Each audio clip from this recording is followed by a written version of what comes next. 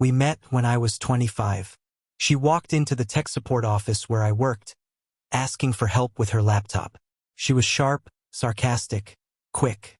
I liked that. We joked for 5 minutes before I fixed her issue, and 20 more after it was done. 2 days later, she came back, even though nothing was broken. 6 years later, we lived together in a small apartment just outside the city. I was still in tech. She was trying different things: social media management, graphic design, briefly a wellness blog. I paid the bills. Not because she asked me to. I offered. That's what you do when you love someone. Or that's what I thought. Our relationship wasn't passionate in the movie sense. It was routine, comfortable, familiar. But I liked that. I liked stability. She said I made her feel safe. She made me feel like I had purpose. At least in the beginning. The change came slow. First, she started waking up later, then staying out later. Then I stopped knowing where she went. She always had an explanation. I never doubted her. Why would I? Love, I thought, is trust. But love is also attention. And hers was drifting. She quit her job again. This time to focus on herself. I told her to take her time, that I'd take care of us. I meant it. I picked up more freelance gigs. Worked weekends. She spent more time scrolling, shopping, posting filtered versions of her life. It didn't feel right, but I ignored it. People go through phases, right? Then one Thursday, I came home early. She was in the shower. Her phone was on the coffee table, buzzing. I didn't plan to look, but the screen lit up. Message preview. Don't feel bad. He's nothing more than an ATM. I just stared. It was from Emily, her best friend. There was no password needed. No snooping. Just those words. And suddenly, every late-night shift, every skipped lunch, every time I chose work over rest so she could find herself, it all flashed in my head. ATM. That's what I was to her. Not a partner. Not a person. Just a machine that gave and gave. She came out of the bathroom minutes later, kissed my cheek, thanked me for bringing food. We sat, ate, watched something forgettable. She laughed like nothing happened. I didn't say a word. That night, I lay awake beside her. She slept soundly. I stared at the ceiling and tried to feel something. Rage, heartbreak, even confusion. But mostly I felt small. I got up at 3:12 a.m. Packed a bag with just what I needed: laptop, charger, 2 shirts, a jacket. I took the cheap duffel bag from under the bed. I didn't make noise, didn't slam drawers. I wrote a note on the back of a receipt. You saw me as an ATM. Let's see what happens when I invest in myself. I left it on her desk, closed the door behind me, didn't look back. The first night I didn't sleep.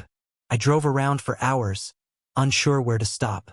Ended up in a parking lot behind an old diner that had closed during COVID and never reopened. I reclined the seat, stared out the windshield at nothing, and let silence wrap around me like a blanket I didn't ask for. By morning, I was stiff, hungry, exhausted.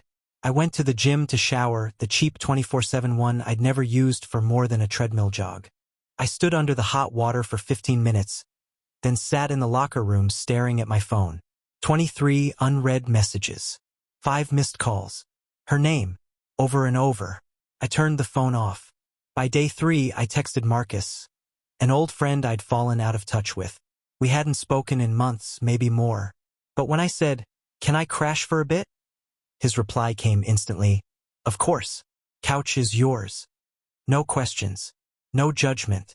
Just space. I showed up with my bag and a fake smile. Told him I left her. Didn't give details. He nodded like he knew not to ask. He made coffee. I drank 2 cups. I hadn't eaten real food in days. I spent the first week mostly in silence. I helped him fix his router, cleaned his kitchen, stayed out of the way. He offered to lend me money. I said no. Pride's a funny thing, it survives even when everything else falls apart. On the 6th night, I opened my laptop. Stared at a blank screen. No idea what I was doing. Then I found a folder named MH. It was an old idea, a mental health journaling tool. I'd shown it to her once. She'd rolled her eyes, said, "That's cute," and changed the subject. I opened it. Notes, sketches, half-formed ideas. I didn't know if it was good, but it was something. And I needed something. I started to write. I watched tutorials on UI/UX. Learned Figma. Relearned code I hadn't touched since college. Every day I freelanced logos, blog fixes, site migrations. Anything that paid. Every night I worked on the app. Some nights I crashed early from mental burnout. Others I stayed up until sunrise. I started drinking black coffee and eating dollar ramen. Marcus would occasionally drop a sandwich beside me and say nothing. That silence, his quiet support, kept me afloat. 3 weeks in, I posted a test version of the app on a mental health subreddit, just to see if anyone cared. The next morning, I woke up to a message. "Your app helped me journal for the first time in a year." I cried. In a good way. "Thank you." I read that 10 times. My hands shook. I'd built something small, glitchy, rough, but it had helped someone. A stranger. That made it real. I added more features. Prompt library. Mood tracker. Uploaded a better UI. I posted updates anonymously, kept responding to every comment. Slowly, a community started forming. 10 users, then 50, then 100. I built a Discord server. People joined, shared stories, supported each other. A woman from Canada talked about her breakup. A teenager from Spain talked about anxiety. A guy from Iowa said journaling in the app helped him stop drinking for 5 days straight. Their words filled the silence she left behind. Not love, not validation, just presence. Honest, imperfect, human presence. I stayed up one night just watching the server chat scroll. People asking, "How was your day?" and actually meaning it. Felt more real than anything I'd had in years. By month 2, I moved into a shared apartment with 2 roommates I found on Reddit. It was noisy, cluttered, smelled like curry and weed, but it was mine. I paid rent with freelance work and what little savings I had left. I kept building. Every day I thought less about her, and more about the person I was becoming. I didn't post revenge quotes. I didn't subtweet. I didn't stalk her socials. I didn't want to go back. Not even to show her what she lost. I wanted to move forward. The app crossed 1,000 users, then 2,000, then 3,000. By month 4, the app had passed 5,000 users. I was no longer freelancing out of desperation, but by choice. I started getting invited to speak on small panels, mental health startup forums. I never mentioned her. Not once. The team? Just me and one developer I'd met through the Discord server. He was 18. Smarter than I was at 30. We worked in sync. Barely slept. Laughed over bugs. Celebrated tiny victories. A new download milestone, a good review. Someone tagged me on Twitter. "This app saved my week. I actually slept last night. Thank you." That tweet got shared. Then someone made a YouTube video about us. Then a podcast wanted to interview me. I said yes.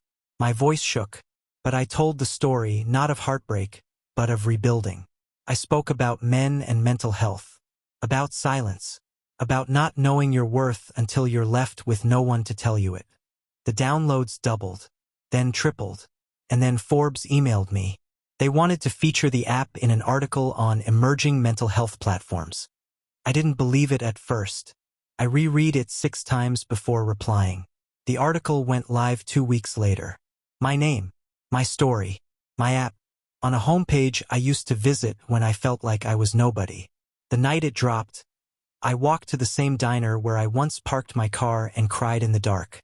This time I ordered pancakes and coffee and sat by the window. And that's when it happened. Her name, on my screen, message request. I stared at it for a long time before opening it. I saw the article. "I'm proud of you. I miss us. Can we talk?" There it was. I should have felt something, anger, satisfaction, maybe even victory. But I felt still. Not cold. Not bitter. Just done. I thought about how I used to rehearse this moment in my head. All the lines I'd throw back. The dramatic punchlines. The "look at me now." But none of that felt necessary. I put my phone down. Opened my own app. Scrolled to a journaling prompt that read, "What would you tell your past self if he was sitting next to you right now?" I thought for a moment, and then I wrote, "You're going to lose her, but you're not going to lose yourself." I closed the app, turned off notifications, and smiled, because silence, real, earned silence, is the sound of peace. And I had finally heard it.